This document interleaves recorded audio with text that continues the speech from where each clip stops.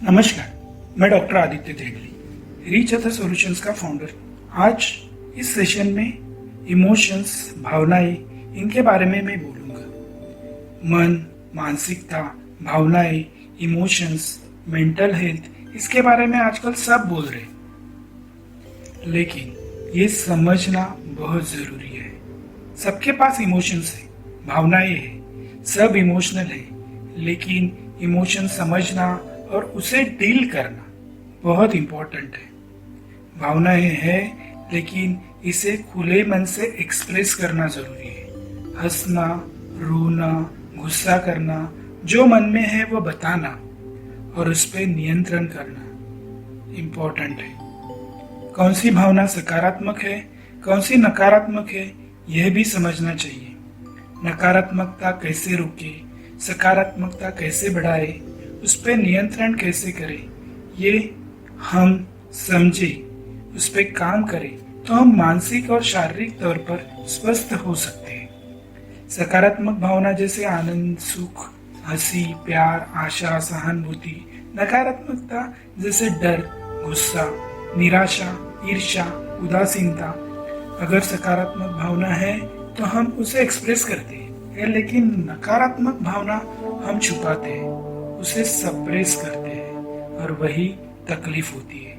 उसे एक्सप्रेस करने में कोई प्रॉब्लम नहीं होनी चाहिए, वहाँ हमें शर्माना नहीं चाहिए। इन भावनाओं को हम समझकर उससे डील करें, उस पर नियंत्रण करें तो हम सक्सेसफुल हो सकते हैं हमारे कामों में और हम स्वस्थ रह सकते हैं। उसके लिए पहले तो आपको इंट्रोस्पेक्शन करना जरूरी है, आत्म परीक्षण करना जरूरी है। खुद के लिए टाइम दें। मैं क्या हूँ, मेरी भावनाएं क्या है, मेरा मन, इसे समझने की कोशिश करें। खुद को टाइम दे, एकांत में बैठकर सोचे। यह समझना जरूरी है कि जो आज हो रहा है वो वर्तमान स्थिति है और उसके पीछे कुछ ना कुछ रीजन है, लॉजिक है। ये लॉजिक समझिए, ये सिचुएशन को रिएक्ट मत कीजिए। उसके लिए खुद को दोषी मानना, खुद को क्रिटिसाइज करना बहुत गलत बात है। खुद को प्यार करें, खुद को समझे और जो कारण है, जो उसके पीछे रीजन है, वो सिचुएशन के पीछे जो रीजन है वो समझे, वो बदल सकता है। बहुत बार ऐसे नेगेटिव इमोशंस की वजह से हम न्यूनगंड से ग्रासित हो जाते हैं। हमें यहाँ खुद को कम दिखाना नहीं चाहिए, बल्कि हमें खुद को समझ के एक बड़ा विजन देखना है और आगे जाके जो हमें चाहिए जीवन में उसे अचीव करना है। ध्येय निश्चिति उसके लिए बहुत जरूरी है, उसके लिए प्रॉपर प्लानिंग करना बहुत जरूरी है। और सबसे इम्पोर्टेंट बात है कि निगेटिव इमोशंस बाजू में रखकर उस पे आपको एक्शन लेना जरूरी है। और जो हम करते नहीं है, हम सिर्फ रोते रहते हैं। भूतकाल में जो हमें अपयश आया था, जहाँ हम फेल हुए थे, उसकी वजह से आप उस पे ज्यादा विचार करते रहते हैं और अपयश से निराश, उदास होकर कुछ नहीं होगा। आपको ज्यादा विचार न करते हुए उसके रीजन ढूंढनी चाहिए, उसके ऊपर आपको बेहतर प्लान बनाना चाहिए और एक्शन करना चाहिए, ताकि आप फिर से वहां फेल न हो सके। आपकी भावनाओं को छुपाने से अच्छा आप मन खुला करें, लोगों से बात करें, लोगों से मिले, अपने इमोशंस एक्सप्रेस करें। अगर आपके पास निगेटिव इमोशंस है तो एक काम कीजिए, कुछ पेपर्स लीजिए, उसके ऊपर आप सारे निगेटिव चीजें लिख दीजिए। उसके बाद वो पेपर फाड़ दीजिए या उसे जला दीजिए। आप शांति, रिलैक्स महसूस करेंगे। सबसे मिले, समाज में घुल मिले, आपका परिवार, आपके मित्रगण, पड़ोसी, सहयोगी, सब में आप शामिल हो जाए। सकारात्मक, खुश, स्वस्थ लोगों में आप रहे तो आप भी खुश और स्वस्थ रहने लगोगे। आप बुरी आदतों से, बुरी चीजों से दूर रहे, वैसे बुरी लोगों से भी दूर रहे। बुरी आदतों से जैसे इलेक्ट्रॉनिक गैजेट्स, जिसका एडिक्शन नहीं होना चाहिए। सोशल मीडिया जितना चाहिए उतना यूज कीजिए, एडिक्ट मत हो जाइए। बीच में थोड़ा आराम कर लीजिए। लोगों से व्हाट्सएप पर मैसेज भेजने से अच्छा उन्हें फोन करें, उनसे बातें करें, उन्हें जाकर मिले, जिससे आप पर भावनिक दड़पण जो है वह कम होने लगेगी। अपने हॉबीज पर फोकस करें, वाचन करें, पढ़ें, लिखें, संगीत, डांस, जो भी आपको अच्छा लगता है उस पे आप काम करें, उस पे फोकस हो जाए। अगर आप उदास हो तो उदास गाने सुनिए, उदास गानों से आप और उदास हो जाएंगे और आपकी जो दबी हुई भावना है वह आंसुओं के रूप में खुली हो सकती है और जिससे आप रिलैक्स फील कर सकते हो। तो आपको आपकी भावनाओं को खुला करना बहुत जरूरी है। अपनी सुखदायी भावनाओं को लिखने के लिए ग्रेटिट्यूड जर्नल बनाइए, जो लास्ट टाइम भी मैंने आपको बताया था।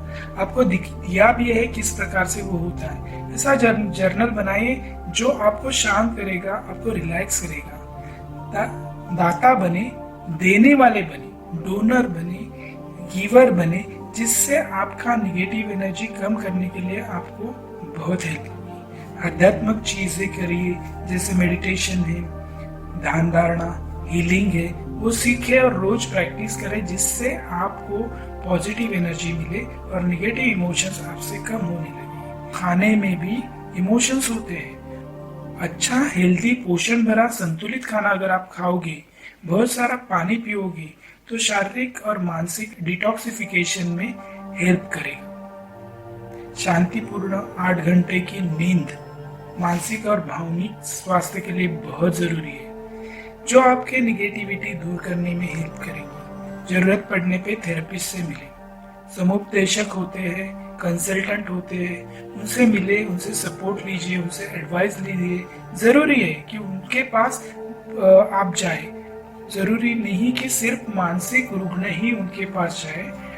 हर कोई पर्सन जो स्ट्रेस में भावनाओं से पीड़ित है, उसे थेरेपिस्ट की जरूरत होती है, समुपदेशक की जरूरत होती है। कोई ऐसी व्यक्ति ढूंढे जो आपको हेल्प करे, आपको सपोर्ट करे, उनसे बात कीजिए। शरीर में जो बहुत सारी भौतिक रूप से प्रॉब्लम्स है वो दूर होने लगेंगी।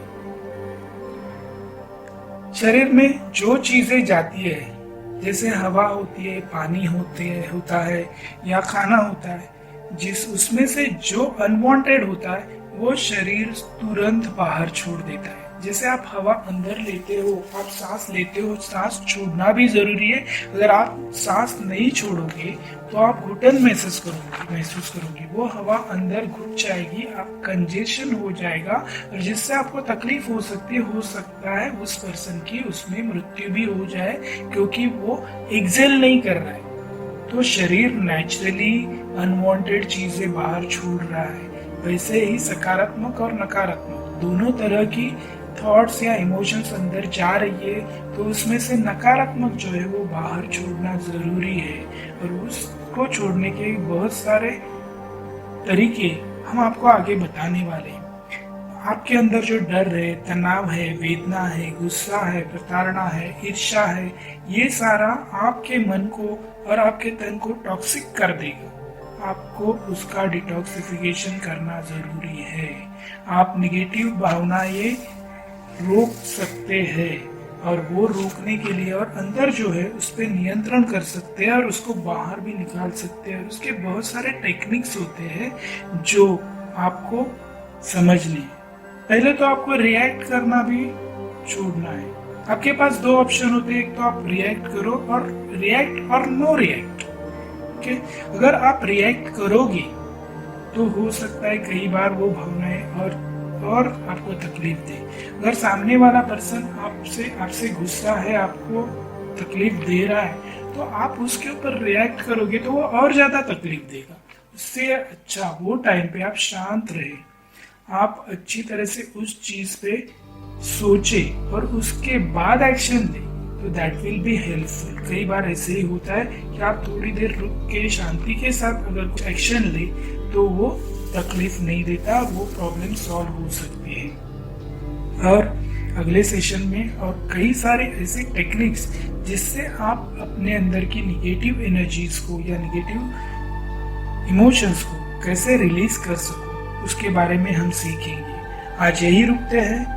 आपको अगर ये सेशन पसंद आया तो उसको फॉलो कीजिए, लाइक कीजिए, शेयर कीजिए और सब्सक्राइब करना मत भूलिए दोस्तों।